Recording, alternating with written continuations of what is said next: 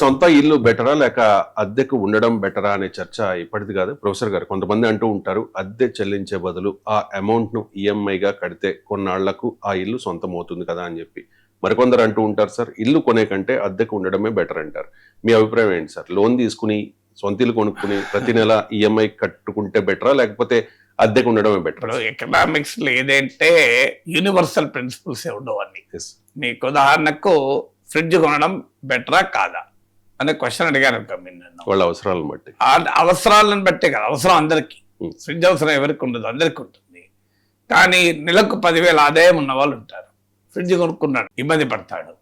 నెలకు ₹1,00,000 ఆదాయం ఉందనుకోండి, ఫ్రిడ్జ్ కొంటే ఎంజాయ్ చేస్తాడు. దానివల్ల ఫ్రిడ్జ్లు తయారు చేసే కంపెనీకి ఆర్డర్స్ వస్తాయి, అందులో 10 మందికి ఎంప్లాయ్మెంట్ కూడా దొరుకుతుంది.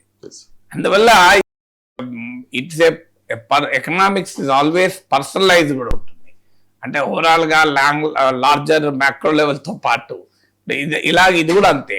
అద్దె ఇలా దీనికి ఆర్గ్యుమెంట్స్ ఉన్నాయి, దానికి ఆర్గ్యుమెంట్స్ ఉన్నాయి. ఇప్పుడు ఉదాహరణకు మన దేశంలోనే కాదు, ప్రపంచంలో ఎక్కడైనా సొంత ఇల్లు కేవలం ఒక ఎకనామిక్ డిసిషనే కాదు. అదొక సెక్యూరిటీ, అదొక హోదా, స్టేటస్, అదొక ఐడెంటిటీ, అస్తిత్వము, అదొక కన్వీనియన్సు, ఇష్టం వచ్చినప్పుడు మారాల్సిన అవసరం లేకుండా, అదొక భావోద్వేగము, నా సొంత ఇల్లు, నా ఇంట్లో నేనున్నాను అని. అదొక సెంటిమెంటు, కనీసం చనిపోయేటప్పుడు నా ఇంట్లో నేను చనిపోతానని కూడా అనేవాళ్ళు ఉన్నారు. సో ఇలా ఇట్స్ ఎన్ మళ్ళీ ఇటీవల కాలంలో అదొక ఇన్వెస్ట్మెంట్ కూడా. నీకు దాని ధర కూడా పెరిగిపోతుంది కదా. అఫ్కోర్స్ ల్యాండ్తో పోలిస్తే బిల్డింగ్ ఉంటే తక్కువ పెరగచ్చు, బట్ స్టిల్ ఎంతో కొంత పెరుగుతుంది. ల్యాండ్ ఉంటే కాపాడుకోవడం కష్టం. కనీసం ల్యాండ్ పెద్దదిగా ఉండి ఇల్లు చిన్నదిగా ఉన్నది అనుకోండి, ల్యాండ్ రేట్ పెరుగుతుంది, ఇల్లు ఓవరాల్గా ధర కూడా పెరుగుతుంది. అందువల్ల నా సలహా ఏంటంటే, మీ దగ్గర డబ్బులు ఉంటే ఎప్పుడైనా ల్యాండ్ ఎక్కువ కొనండి, ఇల్లు చిన్నగా కొనండి. ఇల్లు కోమో ఇన్వెస్ట్మెంట్ రాదు. దానివల్ల లాభం ఏంటంటే, నన్ను అడిగితే ఇల్లంటూ కొనాలనుకుంటే మీకున్న డబ్బుల్లో 60% ల్యాండ్ మీద పెట్టండి, 70% ల్యాండ్ మీద పెట్టండి, 30% మాత్రమే బిల్డింగ్ కట్టుకోండి. చిన్న బిల్డింగ్ ఇల్లైనా మంచిదే, 30% కట్టుకోండి. మీకు డబ్బులు ఉన్నప్పుడు పైన మళ్ళీ వేసుకోవచ్చు. దీనివల్ల లాభం ఏంటంటే, ఒకటి దాని వాల్యూ, ప్రాపర్టీ వాల్యూ అప్రిషియేషన్ ఎక్కువ ఉంటుంది. ల్యాండ్కి ఎప్పుడు కూడా ప్రాపర్టీ వాల్యూ ఎక్కువ ఉంటుంది. తర్వాత రెండో లాభం ఏంటి, మీ చెట్లు మొక్కలు వేసుకోవచ్చు, కాస్త ప్రశాంతమైన గాలి వస్తుంది, లాభం. సో అందువల్ల మీకు ఉన్న డబ్బులు మొత్తం బిల్డింగ్ మీద పెట్టడం కన్నా ల్యాండ్ మీద కొంత పెట్టి బిల్డింగ్ మీద తక్కువ పెట్టుకుంటే అదొక బెటర్ ఆప్షన్. అపార్ట్మెంట్ కొన్నాం అనుకోండి, నీ అవసరానికి తగినంతగా కొని మిగతా డబ్బులు కావాలంటే ఒక ప్లాట్ కొనుక్కుంటే ఆ ప్లాట్ అప్రిసియేషన్ కూడా పెరుగుతుంది. సో అందువల్ల మిడిల్ క్లాస్కి చేయాల్సింది ఏంటి, ఒకటి నెసెసిటీ కొరకు ఇల్లు కొనడం, తర్వాత ఆ డబ్బుల్ని అప్రిసియేషన్ ఎంత అవుతుంది అనేది ఒక క్వశ్చన్. అందువల్ల it's there no standard answer for that. ఇప్పుడు కొంతమంది ఏమంటారు, ఈ ఈఎంఐ కట్టుకున్నా నేను ఆ డబ్బులు తీసుకొచ్చి ఏదైనా ప్లాట్ కొన్నా సరిపోతుంది కదా. నిజమే అది. ఇప్పుడు నేను ఉదాహరణకు 20 ఏళ్ల క్రితం ఇల్లు కట్టాను. అప్పుడు మా నాన్న ఒక 5 లక్షలు ఇచ్చాడు, నా దగ్గర ఒక 5-6 లక్షలు ఉండే, 6 లక్షలు లోన్ తీసుకున్నాను. మొత్తం కలిపితే 17 lakhsతో ఇల్లు కట్టాను. ఇది 20 years క్రితం. మా నాన్న ఊర్లో మా ఇల్లుంటే అమ్మేసి మంచిర్యాలలో మాతో పాటే ఉండటానికి రమ్మన్నా, వచ్చాడు. అరే నాకు ఇల్లు అవసరం లేదు, ఆ అమ్మేసాను కదా అని 5 లక్షలు ఇచ్చాడు. సో 6 లక్షలు బ్యాంక్ లోను, నెలకు 20 ఏళ్ల పాటు ఈఎంఐ. నేను కష్టపడి సంపాదించింది అప్పటిదాకా 5-6 లక్షలు ఉండే, మొత్తం కలిపితే 17 lakhs 16 lakhs ఇల్లు కట్టాడు. ఆ ఇల్లు ఇవాళ వచ్చే ప్రైస్ కన్నా ఆ 17 lakhs పెడితే నేను ఆ రోజుల్లో 70 ఎకరాలు వచ్చి కావచ్చు. ఇవాళ మామూలుగా ఉండేది 100 కోట్లు 50 కోట్లకు ఉండేది. నేను ఇల్లు కన్నా ఇవాళ ఎంత ఉంటుంది, అది మ్యాక్సిమం అయితే 1.5-2 కోట్లు ఉంటుంది, అంతకన్నా ఎక్కువ ఉండదు. అంటే చూడండి, అదే 17 lakhs నేను వెళ్ళి ఎక్కడన్నా పొలమో ల్యాండో కొనుంటే ఇవాళ మామూలుగా పెరిగాయి ధరలు మీకు పొలాలు.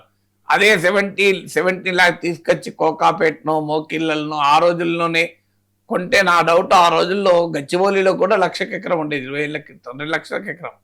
సో మీకు ఈ కోకాపేటలో 1,00,000-2 లక్షల ఎకరం లేదప్పుడు. అండ్ నాకు 15 ఎకరాలు వచ్చు. ఇవాళ ఎంత ఎకరం 100 కోట్లు ఉన్నది. అంటే చెప్తున్నా, కొన్న ప్లేస్ ఎక్కడ కొంటాం అన్న దాన్ని బట్టి. సో అందువల్ల ఇప్పుడు నాకు లాభం వచ్చింది నష్టం, 20,000 నేను రెంట్కుంటే ఏమయ్యేది అనే క్వశ్చన్ వస్తుంది.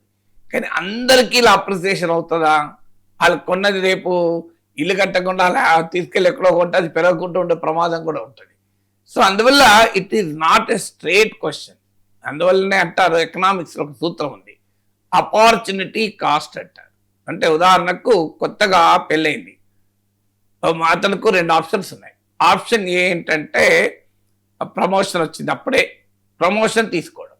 ప్రమోషన్ తీసుకుంటే కొత్తగా మ్యారేజ్ అయింది, జీవిత భాగస్వామి సమయం ఇవ్వలేడు, లేట్గా ఇంటికి రావాల్సి ఉంటుంది, అవసరం వస్తే ఇతర ప్రాంతాలకు వెళ్ళాల్సి ఉంటుంది, ఇన్కమ్ పెరుగుతుంది, హోదా పెరుగుతుంది, కానీ కొత్తగా పెళ్ళైన జీవిత భాగస్వామి టైం ఇవ్వలేడు. కానీ ఆ ప్రమోషన్ రిజెక్ట్ చేశాడు అనుకోండి, ఇన్కమ్ వచ్చే ఇన్కమ్ పోతుంది, కెరీర్లో గ్రోత్ పోతుంది. కానీ ఒక 3 ఏళ్ళు కొత్తగా పెళ్ళైన సందర్భంగా 3 ఏళ్ల పాటు తన భార్యతో జీవిత భాగస్వామితో దాంపత్య జీవితానికి వెచ్చించచ్చు. ఏది correct decision? There no answer to this. It is an opportunity cost అంటారు. నీకు ఇది ముఖ్యమా అది ముఖ్యమా అనేది నువ్వు జీవితంలో నిర్ణయించుకోవాలి.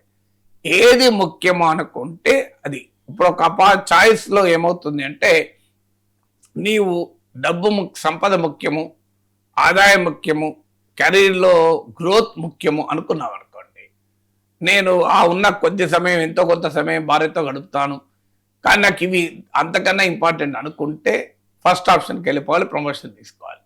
లేదు, జీవితంలో నాకు మళ్ళీ రాదు ఈ లైఫ్, వైవాహిక జీవితంలో వివాహ అనుబంధం, నేను ఈ 2-3 years ప్రమోషన్ లేకపోయినా మంచిదే, I spend some time with my wife, అది ఇద్దరం కలిసి అలా విహారయాత్రకు వెళ్ళొస్తాం, అలా తీర్థయాత్రకు వెళ్ళొస్తాం, బంధువుల ఇళ్ళకి వెళ్ళొస్తాం, లైఫ్ ఉన్నదే కదా అనుకున్నాం అనుకోండి, నువ్వు సెకండ్ ఆప్షన్.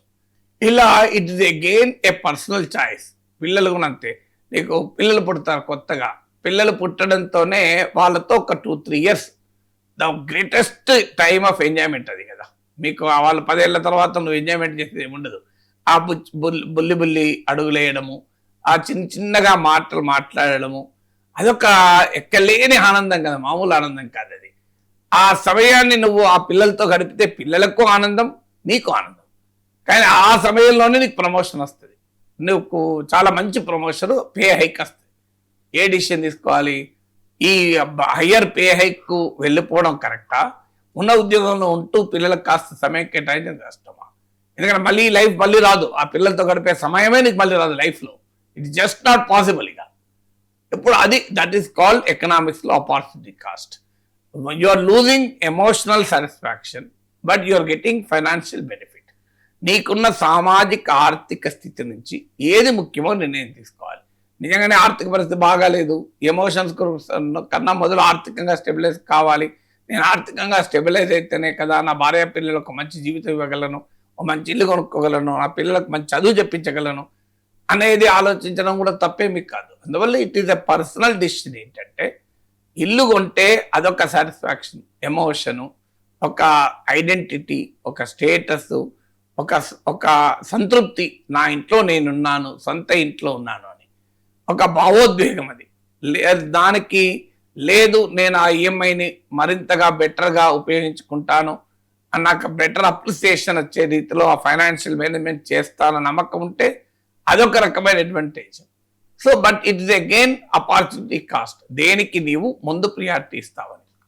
అందుకే రెండింటిని బ్యాలెన్స్ చేస్తూ నేను చెప్పేది, మీ దగ్గర ఉన్న 100 రూపాయల డబ్బును 100కు 100 ఇల్లు మీద పెట్టకండి, 120 రూపాయలు అప్పు చేసి ఇల్లు మీద పెట్టకండి. మీ దగ్గర ఉన్న అప్పు కొంత లోన్ తీసుకోనైనా మీ ఈఎంఐలో కొంత కట్టినా, so by a house wear it will also appreciate, property కూడా అప్రిషియేట్ అయ్యే రీతిలో ఇల్లు కొనుక్కోండి. సో ఒక అపార్ట్మెంట్ కొంటున్నారు, ఎక్కడో కొన్నా కన్నా కాస్త బాగా ఫ్యూచర్లో రేట్లు పెరిగే ఏరియాలో అపార్ట్మెంట్ కొన్నాం అనుకోండి, సొంత ఇల్లు కోరిక తీరుతుంది, అదే సమయంలో కాస్త ప్రాపర్టీ కూడా అప్రిషియేట్ అవుతుంది. అదొక మార్గం. Otherwise it is an opportunity cost. You have to choose, ఇది ముఖ్యమా అది ముఖ్యమా అని. ఎవరి ఆపర్చునిటీ కాస్ట్ వాళ్ళే తీసుకోవాలి.